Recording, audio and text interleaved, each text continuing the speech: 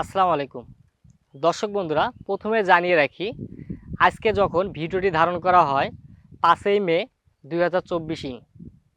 আজকে আমরা এসেছি বগুড়া জেলার শিবগঞ্জ উপজেলার একটা মরিচের জমিতে। চারা রোপণের পরে বর্তমান গাছের বয়স 2 মাস। ইনি যখন চারাটি মূল জমিতে রোপণ করে তারপর থেকে দেখা যায় বাংলাদেশের আবহাওয়ায় 38 থেকে 42 ডিগ্রি পর্যন্ত তাপমাত্রা। এই তাপমাত্রার মাঝেও মালচিং পেপার ছাড়া কিভাবে মরিচ চাষাবাদ সম্ভব, আজকের এই ভিডিওতে এই মরিচ চাষাবাদের বিস্তারিত বিষয়গুলো নিয়ে আলোচনা করব।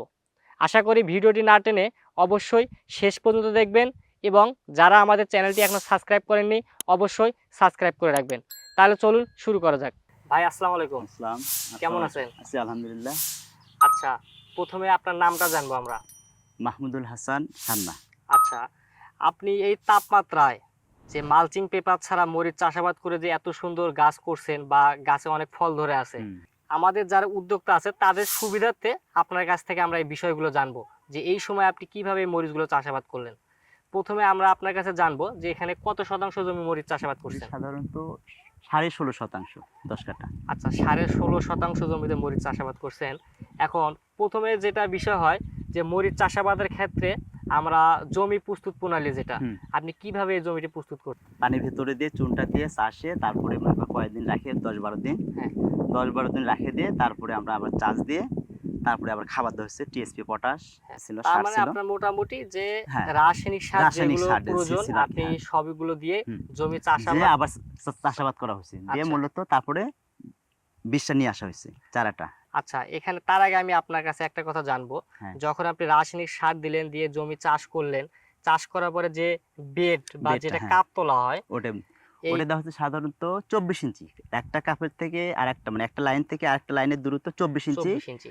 আর একটা মনে করেন চারার থেকে আরেকটা চারার দূরত্ব 22 ইঞ্চি। আচ্ছা, এদিকে 24 এদিকে 22 22। মূলত হ্যাঁ। আচ্ছা, এখন বেড তোলার পরে চারাগুলো রোপণ করার পরে পরবর্তী সময় আপনি কি কি পরিচর্যা করছেন? পরবর্তী মেনলি তারপরে মানে চারা রোপণের পর শুধু মনে করো ওষুধটাই ভালো মতো মানে শিডিউলটা মেনটেন করে চলতে হচ্ছে। ধরেন আচ্ছা, 8 দিন 8 থেকে 10 দিন প্রতি কন্টিনিউ এটা করছি। ওষুধটা মনে আচ্ছা, করেন দিয়েছি কন্টিনিউ 10 দিন পর পর মানে আচ্ছা। প্রথম প্রথম ক্ষেত্রে 8 দিন তারপরে ইয়েতে 10 দিন 10 দিন পর 10 পর দিন আপনি পর পর নিয়ম প্রথমে মাফিক 8 দিন যেগুলো হ্যাঁ স্প্রে করে কন্টিনিউ সেগুলো এভাবে করছেন। গত কয়েকদিনে দেখছি হ্যাঁ বাংলাদেশের তাপমাত্রা কিন্তু প্রচন্ড পরিমাণ গেছে, 40 আপ 38 থেকে 42 ডিগ্রি পর্যন্ত। কিন্তু এই তাপমাত্রার কারণে কিন্তু অনেকজন জমিতে গাছ নষ্ট টিকে হয়ে রাখতে গেছে, পারেনি, অনেক নষ্ট অনেকেই হয়ে নষ্ট গেছে। হয়ে গেছে। কিন্তু এই যে মালচিং পেপার ছাড়াও আপনি এখানে এই তাপমাত্রায় মরিচ গাছগুলো কিভাবে টিকে রাখছেন বা কতদিন পর পর জমিতে সেচ দিছেন এবং কিভাবে দিছেন, কোন সময় দিছেন? সাধারণত প্রায় প্রায় 10 দিন বুঝছেন, 10 দিন পর পর সেচ দেওয়া হয়েছে এবং সন্ধ্যার আগে সন্ধ্যায় সন্ধ্যায়। এক কথায় সন্ধ্যায় সেচ দিতে দিতে রাতি হয়ে গেছে। আচ্ছা, মানে সকালেও নয় দুপুরেও নয় শুধু ওই সন্ধ্যায় মানে এক কথায় রাতেই আচ্ছা। মানে আসরের পর আসরের পর সেচ দিছেন। সেচ দেওয়া আচ্ছা, হয়েছে মানে দিতে দিতে এখন মাগরিব হয়েছে। এখন এই সময়ে আপনার গাছের বর্তমান বয়স কতদিন চলতেছে? 6 তারিখে রোপণ হচ্ছে ফুললি 2 মাস 2 মাস। 2 মাস হলো। আচ্ছা, চারা রোপণের পর থেকে বয়স আজকে আপনার 2 মাস 2 মাস রানিং চলতেছে। রানি মরিচ কি আপনি হারভেস্ট করছেন? হারভেস্ট করা হয়নি, তবে হারভেস্টের উপযুক্ত হয়ে গেছে। তবে হ্যাঁ ইয়ে ছিল কিন্তু আমার আসলে সময় হয়নি, তবে 2-1 দিনের ভেতরে হারভেস্ট শুরু হয়ে যাবে আচ্ছা, আমাদের। মরিচের বাজার কেমন এখন জানেন কি? জানি শুনছি মরিচ 70 টাকায় বলে যাচ্ছে, 65 থেকে 70 টাকা কেজি। পাইকারি কেজি। হ্যাঁ পাইকারি। আর আচ্ছা, খুচরো বাজারে তো আরো বেশি। আরো বেশি। হুম। তাহলে আপনি এখানে যে মরিচ 16% জমিতে চাষাবাদ করছেন, কত টাকা খরচ হয়েছে আপনার এখানে আনুমানিক একটা? খরচ মনে করেন সেটা তো 3,500 মানে 3,500-4,000 টাকার মতো বিয়ে লাগছে চারা। চারা। হুম, টোটাল খরচ 15,000 আচ্ছা। বা একটু কমও হলেও হতে পারে। তাহলে এখন আপনার এখানে Minimum। গাছ কতগুলো লাগান আছে? গাছ লাগানো আছে মানে 2,000 এরিয়াটা তো, আর কিছু কিছু চারা মনে করি বেশি লাগানো হয়েছিল, 2,021 মতন চারা আছে।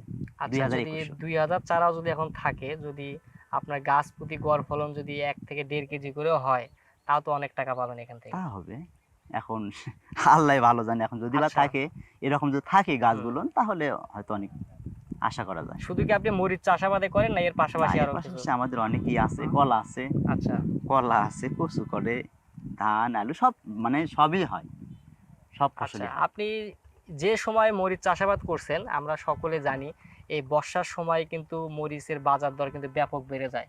সেক্ষেত্রে আশা করা যায় যে আপনি এই 16% জমি থেকে মোটামুটি একটা ভালো অঙ্কের টাকা ইনকাম করতে পারবেন।